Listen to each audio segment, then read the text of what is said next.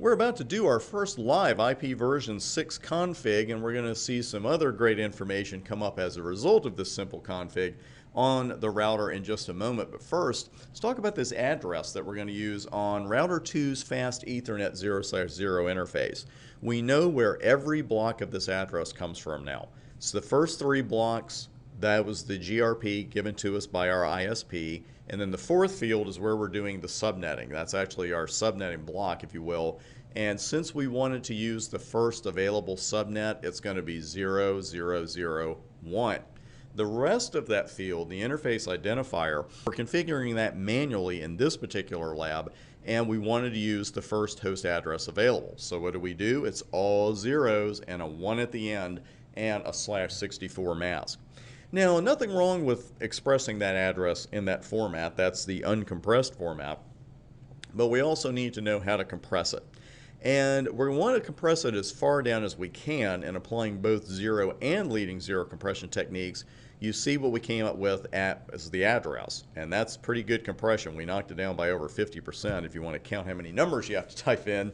And here's a block by block breakdown of how I arrived at that address. Now, with those first 3 blocks, why did I leave block 1 alone? Are there some zeros in there? There are 2 of them.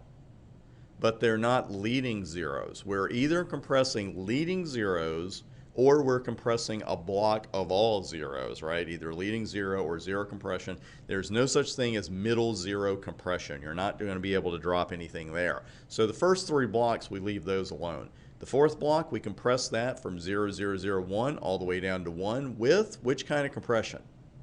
We're using leading zero compression there. We're dropping the 3 leading zeros, and we can do that as often as we want to in any IP version 6 address. Blocks 5, 6, and 7 just sitting there waiting for zero compression, right? 3 consecutive blocks of zeros. We replace those with a double colon, and that is the 1 instance of zero compression we're going to use because that's as many as we can use. Block 8 is compressed then with leading zero compression from 0001 down to 1, and that is pretty darn good compression. Now, before we put this IP address on there, we mentioned about not using the subnet ID address as a host address, the subnet ID itself, which in this case is what? It's the exact same thing as the full address we see here, except that last one would be a 0. So we know the subnet ID is 2001.1111.2222.0001/64. Let's try putting that address on an interface. It's exactly what happens, and also a little extra information for you here, because one of the frequently asked questions you get immediately when you start talking about IP version 6 is, well, can I run IP version 4 on the same router? And as I'm showing you here, yes, you can. Now, you have to watch your show commands, and I'll show you exactly what I mean here once we've configured a little IP version 6. But here, I have the same config that we've had on the serial interface on router 2 really throughout the course, and I've got a static IP route there, a version 4 IP route, and there's nothing wrong with that. They are not mutually exclusive. You can run version 4 and version 6 on the same router, no problem whatsoever. Something you do have to do, though, with version 6, it's a little bit different. Now, as far as IP version 4 goes, we have configured static routes, we've configured RIP, we're going to configure EIG or an OSPF, but when we configured version 4 really throughout the course, did I have to enable it? No, because it's enabled by default. Version 6 is not. IP version 6 is not enabled by default on a Cisco router. Let me show you this command, which I would be astonished if it didn't come up somehow on your exam. It's IPV6 unicast routing. Now, this enables routing, version 6 routing, on the router as a whole, really, because what you can do, if you configure your interfaces first and you put IPv6 addresses on them, you have enabled version 6 on that interface. The problem is routing's not going to work until you run this command.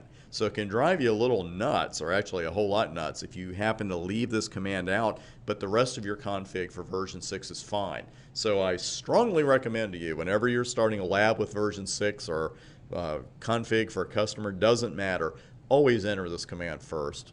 You know, it's kind of like NAT when you just put IPNAT inside and IPNAT outside up immediately on the right interfaces. The first thing you want to do with version 6 is enter this command, because without it, we are in nowheresville, baby. Now, let's go over to the interface.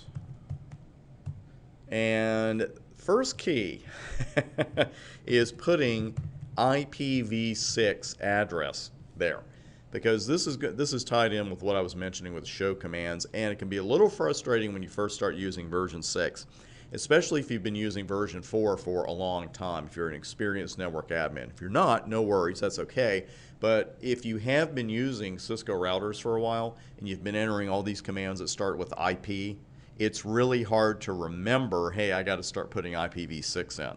And you might not break anything, but it can get a little confusing for the router, especially when you start running show commands. So you see the options here for IPv6, and look at that. You know, we see something, obtain an IPv6 address using DHCP. Nice to know DHCP is still around, because while this lab is very important and is packed with vital information for your exam, we really don't want to go around to every host device in our network and manually configure a 128-bit address, right? Even if we've compressed it a little bit. So it's interesting that DHCP can still be used for version 6, and we are going to be doing that and seeing exactly how that works later in this section. We also have a message that says obtain address using something called auto configuration. I'm all for configuration, especially if it's being automatically done, so I have a feeling we'll be looking at that. Then we have something second from the top there called a link local address. We haven't hit that yet, but we're going to. That is the next section, actually. But what we are doing right now is putting in this IPv6 prefix, and you see the format for that. So just a little teaser there. I want to let you know we are going to look at DHCP and especially link local addressing. We'll see all of that in action. But right now, let's stick with this manual addressing. I want to put in 1.1.1.1.2.2.2, and then 1.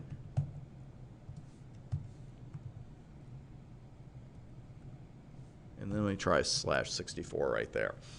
Now, this would be the address for the actual subnet ID that we're working with right now, because you can see the first 3 blocks are the same. Then the 4th block, we leading 0 compress that down to 1. And if we were using the subnet ID here, all of the last 4 blocks would be zeros. So we would put a double colon in, and that would be the end of it. Now I put a /64 in, and I got an invalid input detected at caret. I call that a caret. You can call it whatever you want to. But, you know, that looks pretty good to me. Well, the thing is, with most iOS versions, you've got to have this all connected. And you see there, you know, it was accepted. It went in. So if you ever see that caret pointing at your slash and you're thinking, well, I got the address right, this is the right command, that's the reason. You just have to slide it over one and have it all connected. Here's the warning I wanted to show you. If you enter the subnet ID itself as a host address, you're going to get this warning from a Cisco router. Now, that address has been accepted, and it's calling it a subnet router anycast. I know we haven't gotten to the term anycast, but I wanted to show you this now. Basically, this is a fancy way of saying, hey, this is the subnet ID number itself. You can't put this on a host, or you shouldn't. But the thing is, the router will accept it. So what I'm going to do, since I have been warned about it, is that I will repeat the command with my up arrow, do a Control A, move the cursor to the front, and you know what I'm going to type there? The word no. So we know not to do that, and we also know the message that we're going to see. At the beginning of the very next video, we are going to pick up right here. We'll apply our first IP version 6 address and start examining a couple of values that will result from that configuration, and that's all coming up next.